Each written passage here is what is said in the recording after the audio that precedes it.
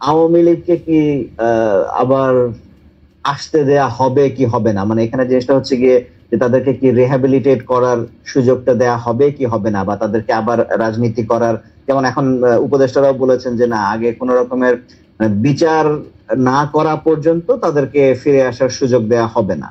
তো আসসালামু আলাইকুম ভাইয়া, সবাই কেমন আছেন? আশা করতেছি আপনারা অনেক অনেক ভালো আছেন। তো ভিউয়ার্স, এটা কিন্তু পিনাকি দাদাকে উনি প্রশ্ন করেছে, প্রশ্নটা আপনারা শুনলেন যে আওয়ামী লীগ কি পুনরাবেশিত হতে পারবে কিনা, বা আওয়ামী লীগ আগের পর্যায়ে যাইতে পারবে কিনা, মানে আওয়ামী লীগ সম্পর্কে যত যা এই ভিডিওতে ক্লিয়ার করবেন পিনাকি ভট্টাচার্য। তো একটু মনোযোগ দিয়ে ভিডিওটা দেখবেন, নাইলে কিছুই বুঝতে পারবেন না, একটু শোনেন, ঠিক আছে? তো আমরা পিনাকি ভট্টাচার্যের কাছে চলে যাচ্ছি। প্রথম কথা হচ্ছে যে আওয়ামী লীগকে যদি কেউ পুনর্বাসিত করতেও চায় সে পারবে না। আওয়ামী লীগ এতটাই পচে গেছে যে এটাকে আর কোনোভাবে এটা পুনর্বাসন যোগ্য না। মানে আমরা চাই বা না চাই, কেউ যদি প্রচন্ড চেষ্টা করে, ইন্ডিয়াও যদি প্রচন্ড চেষ্টা করে, আওয়ামী লীগকে সে আর কখনোই বাংলাদেশে এস্টাবলিশ করতে পারবে না, সম্ভব না।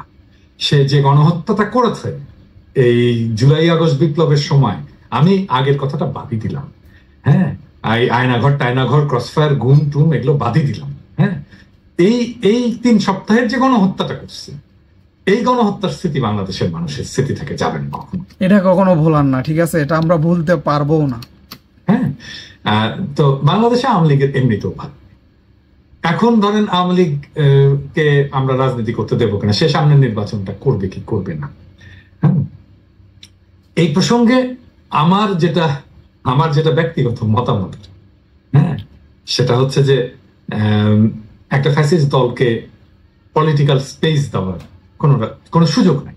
একটা ডেমোক্রেটিক সোসাইটিতে একটা ফ্যাসিস্ট দলকে পলিটিক্যাল স্পেস দেওয়ার কোনো সুযোগ একদমই নেই। কারণটা হচ্ছে কি যে, মানে ধরেন আমি কাকে স্পেস দেবো পলিটিক্যাল স্পেস, তাহলে তাকে আমার আমার সোশ্যাল কন্ট্রাক্টটা মানতে হবে। তো আমার সোশ্যাল কন্ট্রাক্টটা কি? সোশ্যাল কন্ট্রাক্ট হচ্ছে যে আমি নির্বাচন দেব, আমি ভোট দিয়ে আমার নেতাকে নির্বাচন করবো। আওয়ামী লীগ কি সেটা করতে দেয়? দেয় না, কোনোভাবেই না, দেয় না।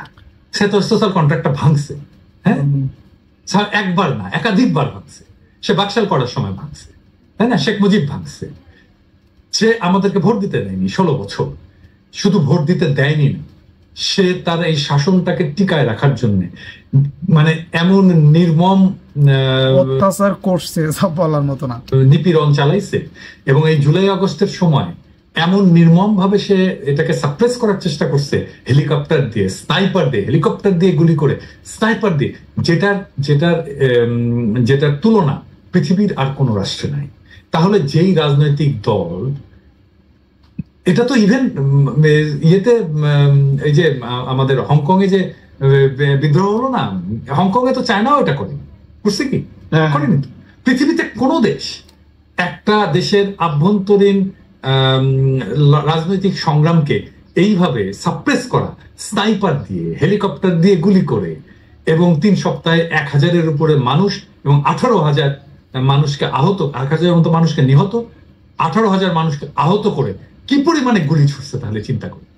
তো ভিউয়ার্স, আমরা কিন্তু তার কথা অনুযায়ী বুঝতেছি বিশ্বের কোনো জায়গায় শুধুমাত্র ক্ষমতাকে টিকিয়ে রাখার জন্য মানে এইরকম নৃশংস হত্যা, অত্যাচার এসব কিন্তু কোনো দেশে হয় নাই, ওনার কথা অনুযায়ী আমরা বুঝতেছি। তার মানে বোঝেন, এইরকম একটা ফ্যাসিস্ট দলকে কি আবার ক্ষমতায় আসতে দেওয়া উচিত? আপনাদের কি মনে হয়? একটু কমেন্ট বক্সে জানায়েন। হ্যাঁ, এবং নিজের দেশের সেনাবাহিনীকে নিজের দেশের মানুষের বিরুদ্ধে লেলায় দেওয়া, এই পর্যন্ত যে যায়, তাকে আমি কেন স্পেস দেব? মানে সে কোন স্পেসে আসবে? তাকে স্পেস দেওয়ার আমার মতে কোনো জায়গা নেই, ঠিক আছে? সে কোন স্পেসে আসবে? সে তো ডেমোক্রেটিক স্পেসে আসবে। সে তো ডেমোক্রেসি মানে না রে ভাই। সে ওখানে আসবে কি করতে আসবে? হ্যাঁ, মানে আমি ডেমোক্রেসির সুযোগ নিয়ে আমি ফ্যাসিবাদ কায়েম করবো, মানে এটা হইতে পারে? সেক্ষেত্রে এখন যদি প্রশ্নটা যদি এরকম আসে যে তাহলে এক হতে পারে যে তারা নাম পরিবর্তন করে একদম নতুন একটা ম্যানিফেস্টো নিয়ে, নতুন তারা চার্টার নিয়ে তারা নতুন একটা দল হিসেবে আসা, তাদেরকে আসার সুযোগ দেওয়া, এটা একটা। অথবা তারা তাদের এক্সিস্টিং সেটআপে তারা যদি বলে যে ঠিক আছে, ওকে, আমরা শেখ পরিবারকে টোটালি আমরা আমাদের ল্যান্ডস্কেপ থেকে, পলিটিক্যাল ল্যান্ডস্কেপ থেকে বাদ দিয়ে আমরা নতুন করে আবার আত্মপ্রকাশ করতে চাই, মানে সেই মানুষগুলোকে দিয়ে যারা যে ট্রুথ এন্ড রেকনসিলিয়েশনের কথা আমরা বলছি, এখান থেকে যারা পাত্রে আসলো তাদেরকে দিয়ে আমরা আবার রিলঞ্চ করতে চাই, সেক্ষেত্রে মানে আমি জাস্ট হাইপোথেটিক্যালি এই সিনারিও গুলো আমি চিন্তা করছি যে সেক্ষেত্রে মানে অ্যাপ্রোচটা তাদেরকে কি সেই সুযোগটা দেওয়া উচিত? নাম বা কনস্টিটিউশন পরিবর্তন করে যদি আসে তাহলে তো সেটা নতুন দল। হ্যাঁ, একদমই সেটা নতুন দল, তাকে আমরা নতুন দল হিসেবে ট্রিট করব, তার কনস্টিটিউশন দেখবো, তারা তখন আসবে। এখন একটা যদি নতুন দল করে কেউ আসতে চায় তাকে তো বাদ দেওয়ার কোনো সুযোগ থাকে না আর কি একটা ডেমোক্রেটিক সোসাইটি।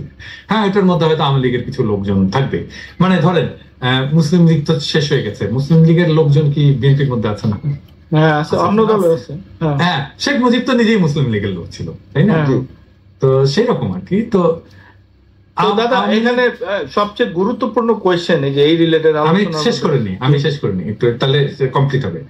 আওয়ামী লীগের যে পলিটিক্যাল হেরিটেজ, পলিটিক্যাল ক্যাপিটাল এবং পলিটিক্যাল লিগেসি, এইটা থাকবে সোজা হিসাব। হ্যাঁ, মানে বিএনপি তো বলে না আমরা মুসলিম লীগ থেকে জন্ম নিচ্ছি, আওয়ামী লীগও বলে না আমরা মুসলিম লীগ থেকে জন্ম নিচ্ছি, তাই না? তার লিগেসিটা শেষ। তো সেই রকম তার লিগেসি এবং পলিটিক্যাল ক্যাপিটাল এটা শেষ, এটা শুনুন। তো ভিউয়ার্স, আপনারা শুনলেন যে আওয়ামী লীগ কি আবার নতুন রূপে আসবে নাকি নতুন নামে আসবে, বা তাকে কি আবার ক্ষমতায় আনা উচিত, সবকিছু শুনলেন। আপনাদের শুনে আপনাদের কি মনে হইলো একটু কমেন্ট বক্সে কমেন্ট করে জানান। আর পিনাকি দাদার কথাগুলো আপনাদের কাছে কেমন লাগে সেটাও একটু জানিয়ে দিন। ভিডিওটি ভালো লাগলে একটা লাইক দিবেন, চ্যানেলে নতুন হয়ে থাকলে অবশ্যই চ্যানেলটিকে সাবস্ক্রাইব করে নেবেন। সবাইকে অসংখ্য ধন্যবাদ এতক্ষণ আমাদের সময় দেওয়ার জন্য। পরিশেষে সবাইকে আল্লাহ হাফেজ।